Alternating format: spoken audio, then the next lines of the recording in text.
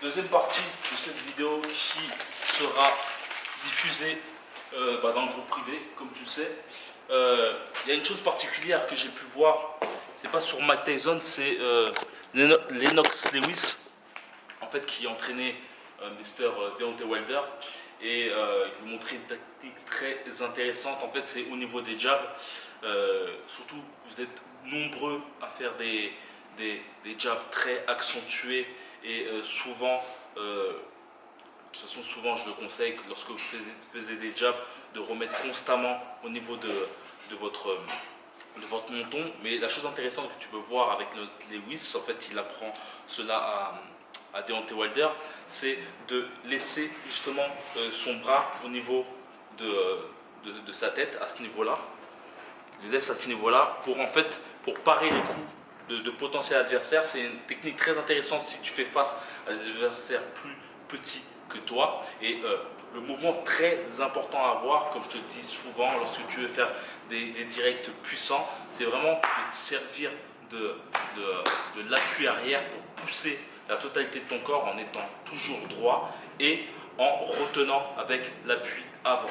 Vraiment très important. Et les jabs, c'est une technique que beaucoup de boxeurs amateurs et éducatifs font. C'est vraiment d'avoir la garde haute et de pas forcément remettre le poing sur son visage, mais de garder le poing à ce niveau-là, en haut, c'est-à-dire vraiment à ce niveau-là, comme tu peux le voir, et de jabber, tu vois, et à chaque fois de parer. Ça permet de, lorsque ton adversaire vient vers toi, de même mettre les mains comme ça pour parer les coups et comme ça.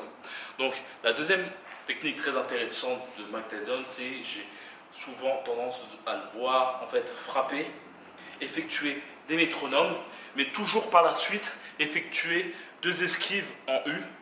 Comme tu sais, l'esquive en U, c'est la tête qui fait un U. C'est comme si tu voyais une corde et que tu effectuais la corde. Et métronome, c'est effectuer ce genre de mouvement. Donc Mike Tyson effectue souvent ça, tu vois, tac, métronome, il frappe et après U. Mais le U en fait lui permet en fait de partir ensuite, c'est dans les angles, c'est-à-dire de partir à ce niveau-là. Et quand tu es à ce niveau-là, ton adversaire aura du mal à te frapper.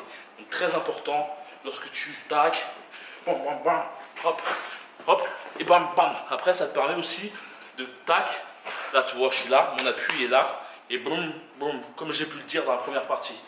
Donc voilà, c'est deux points très intéressants que j'ai pu voir.